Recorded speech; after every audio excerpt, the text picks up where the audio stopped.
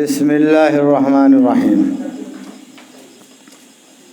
وقل جاء الحق وزهق الباطل ان الباطل كان زهوقا وننزل من القرآن ما هو شفاء ورحمة للمؤمنين ولا يزيد الظالمين إلا خسارا وإذا أنعمنا على الإنسان أعرض ونأى بجانبه وإذا مسه الشر كان يئوسا قل كل يعمل على شاكلته فربكم واعلموا بمن هو أهدى سبيلا ويسألونك عن الروح قل الروح من أمر ربي وما أوتيتم من العلم إلا قليلا بسم اللہ الرحمن الرحیم۔ ابھی ہم لوگوں نے فاتحہ خوانی کی ہے، فاتحہ پڑھا۔ قرآن حکیم میں سب سے پہلا سورہ سورہ فاتحہ ہے۔ سورہ فاتحہ کے بارے میں قرآن حکیم میں آیا ہے جو کہ سورہ ہجر کی آیت نمبر 87 میں ہے۔ اللہ تعالیٰ فرماتا ہے وَلَقَدْ آتَيْنَاكَ سَبْعًا مِنَ الْمَثَانِي وَالْقُرْآنِ الْعَظِيمِ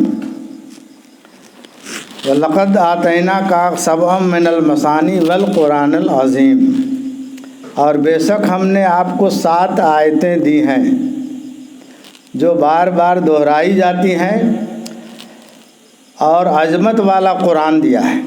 یعنی قرآن حکیم جو ہے عظمت والا ہے۔ یعنی مختصر یہ کہ نماز کے ہر رکعتوں میں سورہ فاتحہ پڑھنا بہت ضروری ہے۔ یعنی بغیر سورہ فاتحہ کے آپ نماز نہیں پڑھ سکتے ہیں، اور بغیر سورہ فاتحہ کے آپ فاتحہ بھی نہیں پڑھ سکتے ہیں۔ تمام سورہ پڑھ لیجئے، فاتحہ نہیں پڑھتے ہیں اگر سورہ فاتحہ تو آپ کا فاتحہ نہیں ہوگا۔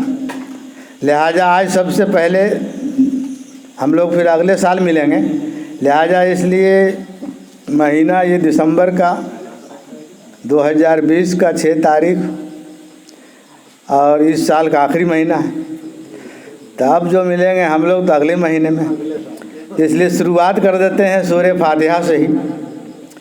اس کی تفسیر جو ہے مختصراً جو عام لوگوں کو عقل و فہم میں چلا بھی جائے اور بات بھی بن جائے۔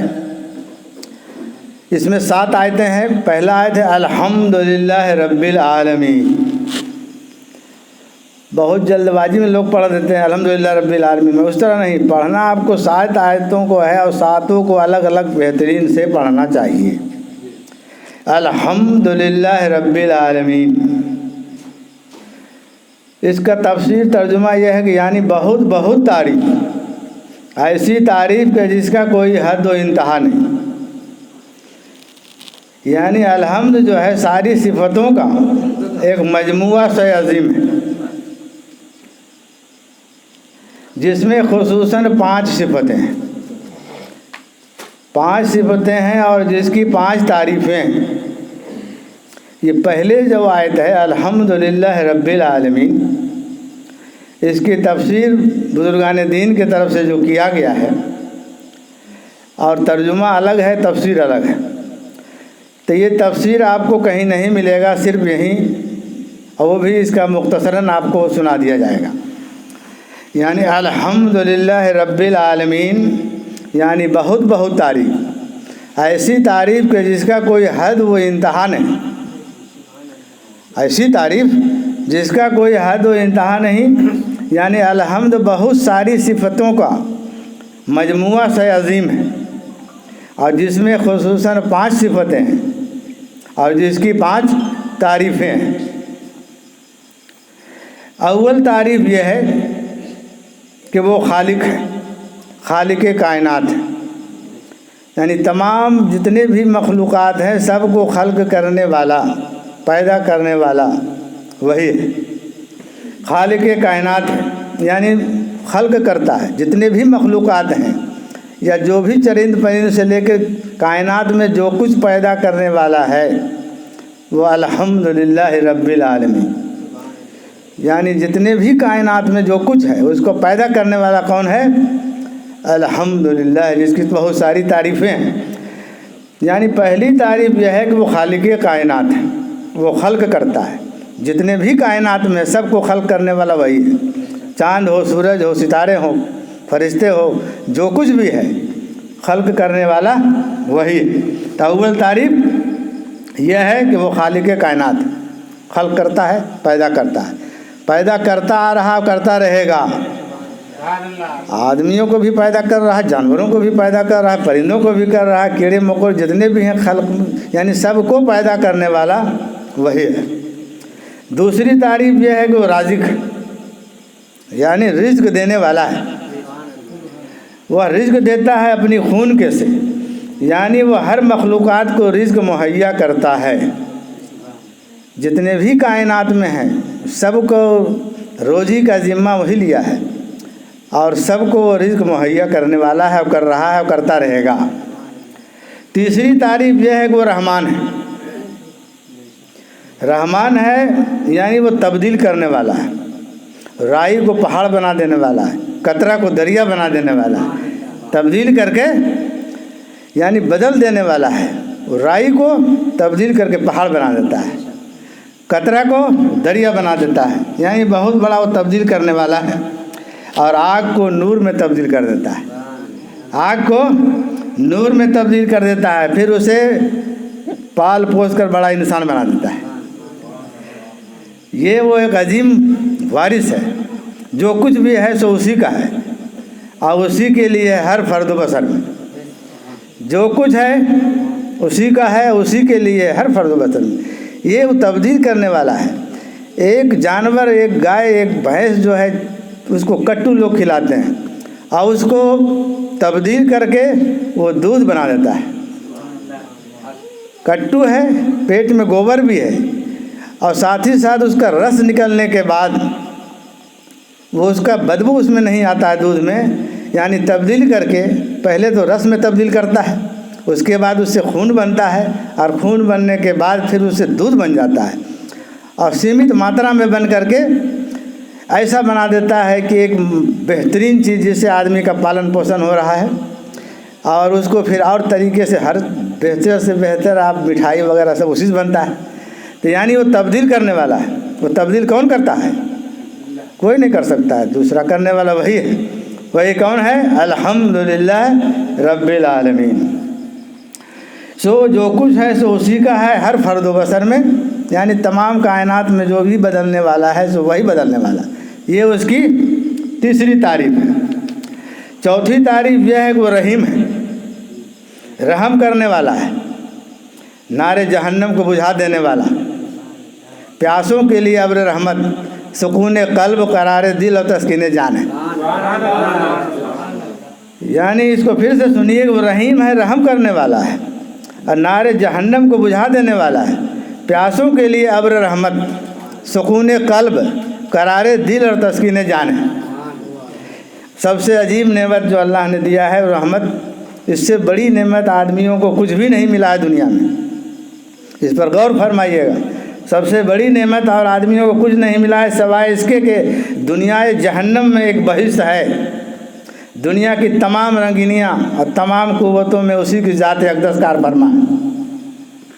اس پر غور فرمائیے گا، دنیا کی تمام رنگینیاں، تمام قوتوں میں اسی کی ذات اقدس کار فرما ہے۔ یہ ہے چوتھی تعریف۔ اب آئیے پانچویں تعریف۔ پانچویں تعریف یہ ہے کہ خاک و آتش ہے، نار و نور ہے، موت و حیات ہے، اندھیرا اور اجالا ہے، دن اور رات ہے، چاند و سورج ہے، کہ دنیا کی نظام تبدل و تغیر اسی کے سبب قائم ہے۔ دنیا کی نظام و تبدل و تغیر اسی کے سبب قائم ہے۔ وہ مارتا ہے اور جلاتا ہے، کیونکہ جس چیز سے کہ لوگ پیدا ہوتے ہیں موت بھی اسی کی سے ہے۔ اس میں جان جب باقی ہے تو جہان ہے، جان ہے تو آدمی زندہ ہے، جان کے نہیں رہنے سے ہی یہ جسم مردہ پڑ جاتا ہے۔ اور اسی کے عشق کے آگ میں یہ روز اول بوقت آدم سے ہی جل رہا ہے، اور تا قیامت بوقت عیسیٰ جلتا رہے گا۔ جس مٹی سے اس زندگی اس کو ملتا ہے یا مل رہا ہے، اسی آگ سے اس کی موت بھی ہے۔ یعنی جس چیز سے کہ لوگ زندہ ہیں اسی کے سے موت بھی ہوتا ہے۔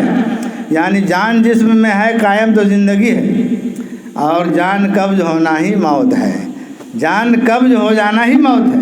گویا زندگی بھی جان ہی ہے اور موت بھی جان ہی ہے۔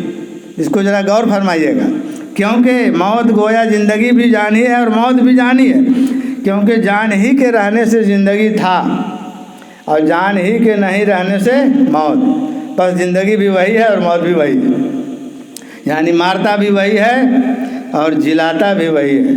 وہی نار بن کر اپنے خاک و خون سے نور پیدا کر دیتا ہے، پھر وہ نار و نور بن کر وہی کار فرما ہے، اسی کے نہیں ہونے کے سبب یہ نور خاک کا ڈھیر بن جاتا ہے۔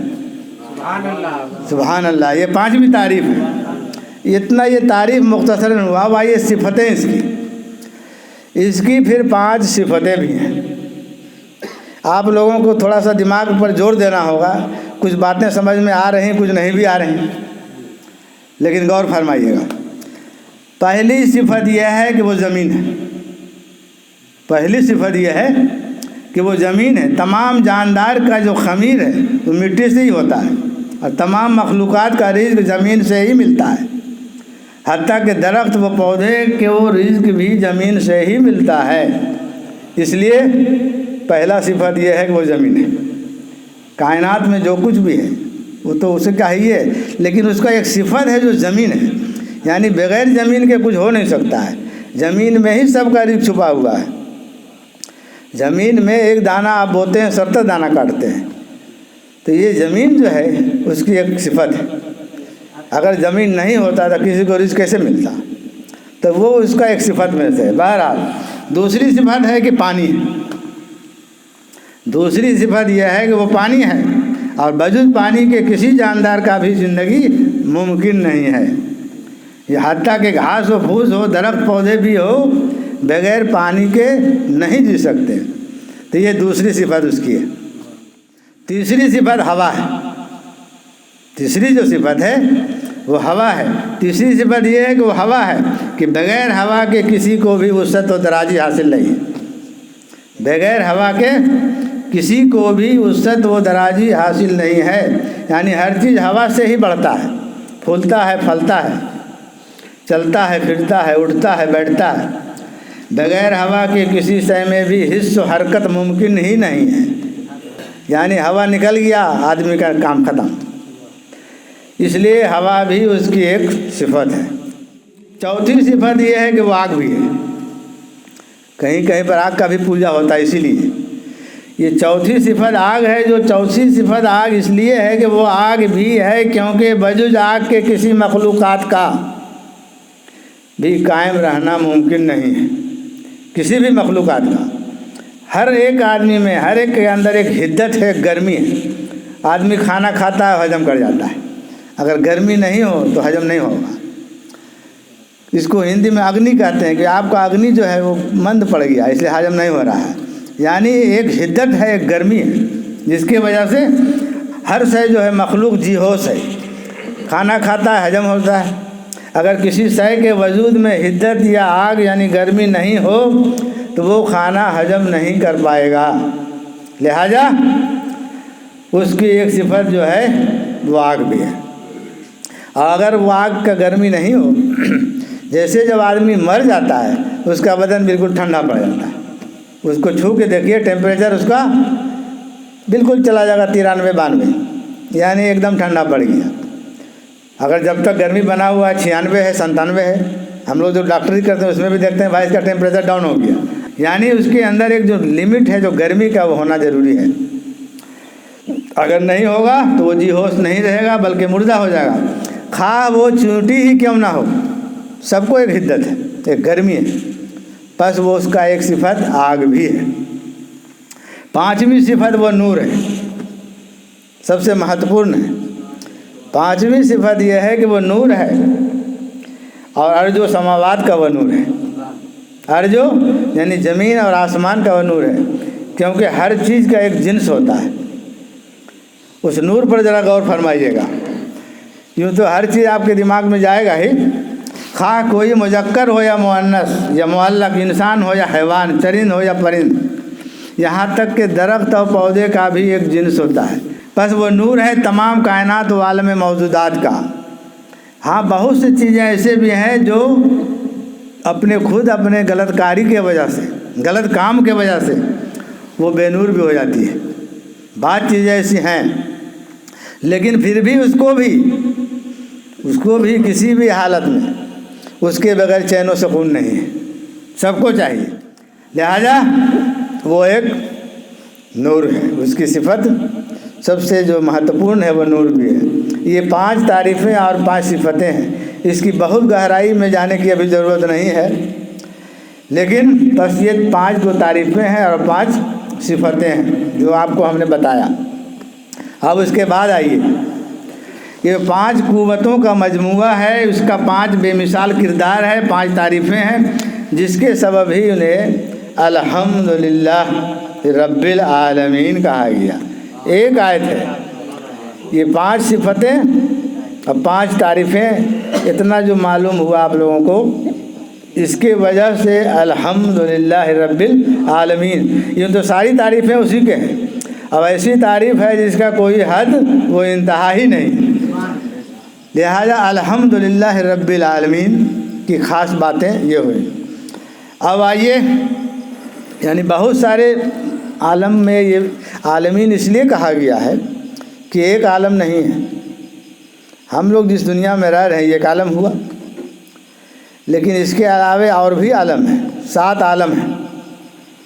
آدمی جو ہے کبھی اس عالم میں کبھی اس عالم میں، اگر آپ خواب دیکھ رہے ہیں تو آپ اس عالم میں نہیں دیکھ رہے ہیں، وہ دوسرے عالم میں آپ دیکھ رہے ہیں، آپ یہاں بھی موجود ہیں وہاں بھی موجود ہیں، تب آپ دیکھ رہے ہیں کہ آنکھ بند رہتے ہوئے آپ کیوں دیکھ رہے ہیں؟ تو بتائیے، یعنی الحمدللہ رب العالمین اس لیے کہا گیا، ایک عالم اگر ہوتا تو الحمدللہ رب العالم کہتا، لیکن یہاں عالمین کہا گیا ہے، یعنی بہت سارے عالم کا مجموعہ ہے، اسی لیے کہا گیا ہے عالمین۔ اب آئیے اس کا الرحمن الرحیم، بے شک وہ بدلنے والا ہے، نار کو نور اور خاک کو جرہ کو میٹھا پہاڑ بنا دینے والا ہے، قطرہ کو دریا اور ظلمت کو عظمت اور حکمت میں تبدیل کر دیتا ہے، جیسا کہ اول میں بیان ہو چکا۔ یعنی وہ اس کے علاوہ کیا ہے، رحیم بھی ہے، یہاں پر رحمان اور رحیم دونوں بات آیا، الرحمن الرحیم، یعنی رحیم کرنے والا ہے، معاف کرنے والا ہے، درگزر کرنے والا ہے، اور بخشنے والا ہے، اما دینے والا ہے، نجات دینے والا ہے، بخشنے والا ہے، اما دینے والا ہے اور نجات دینے والا ہے۔ اس لیے اول اس بات کو جاننا ضروری، رحمان بھی ہے اور رحیم بھی ہے، بدلنے والا بھی ہے، اور نار یہاں تک کہ وہ بدل کر کے آپ کو دریا ہے، قطرہ کو دریا بنا دیا، ذرہ کو پہاڑ بنا دینے والا ہے، بخشنے والا ہے، نجات دینے والا ہے، اور آتش کدہ جہنم کو بجھا دینے والا ہے، اور بھڑکانے والا ہے بھی، بجھانے والا بھی ہے اور بھڑکانے والا بھی ہے، اور اب رحمت والا بہت بڑا کرم کرنے والا ہے۔ تو یہ ہے الرحمن الرحیم۔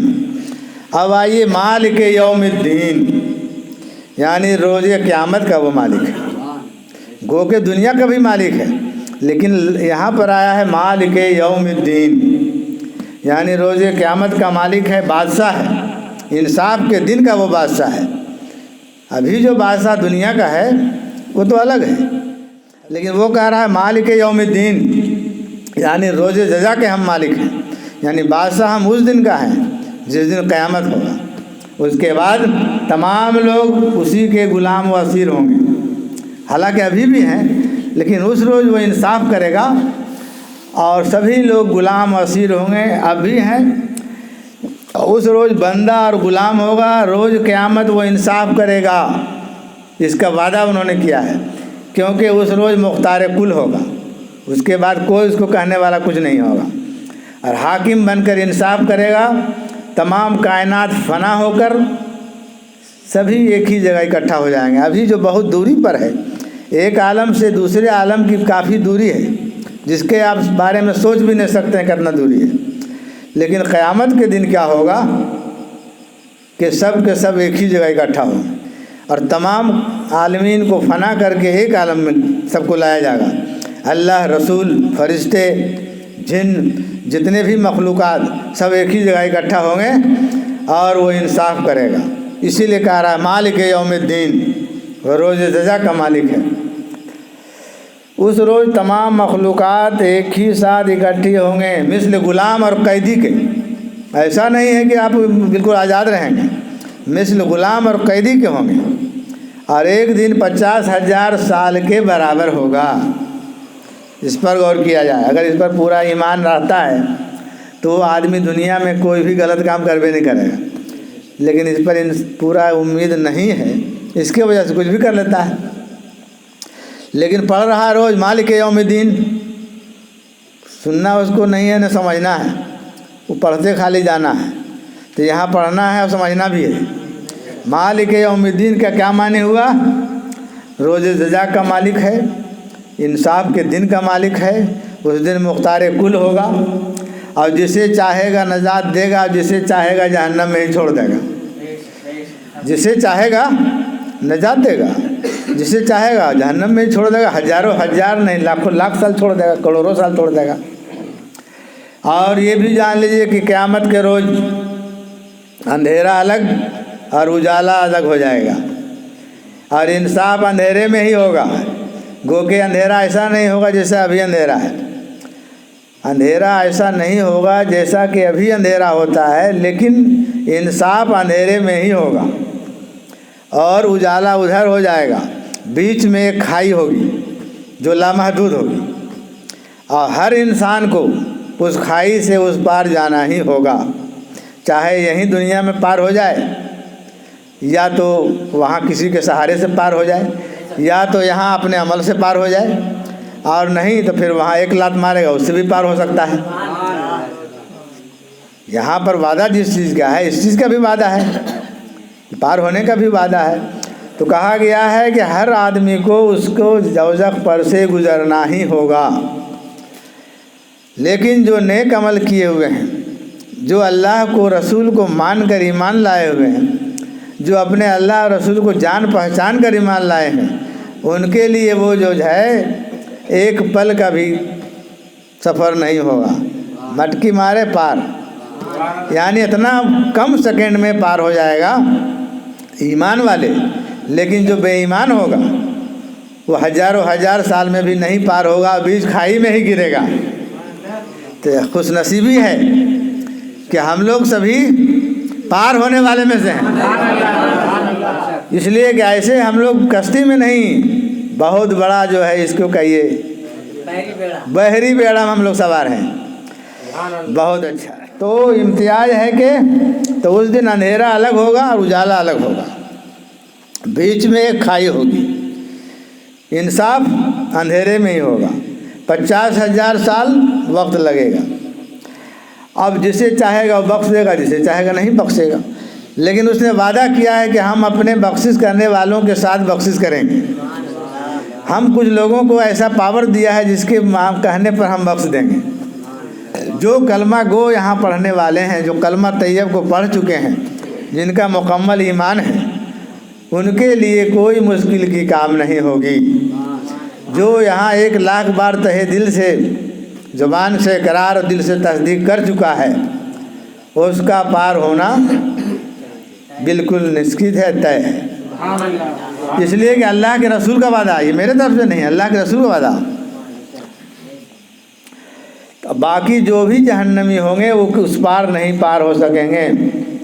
لہذا جسے بخشا نہیں جائے گا وہ ہمیشہ ہمیشہ اسی کھائی میں ہی رہے گا. اور اس کھائی میں جو گرے گا تو 70,000 سال تک پہنچنے میں اس کو لگے گا، آخری وقت تک. یعنی اس کے تہ تک پہنچنے میں 70,000 سال سے بھی زیادہ لگ سکتا ہے. یعنی اس کا کوئی ٹائم فکس نہیں کتنا دیر میں پہنچے گا. لیکن پہنچنے کے دوران بھی وہ جلتا ہوا ہی جائے گا. ایسا نہیں کہ آرام سے جائے گا، جلتا ہوا جائے گا.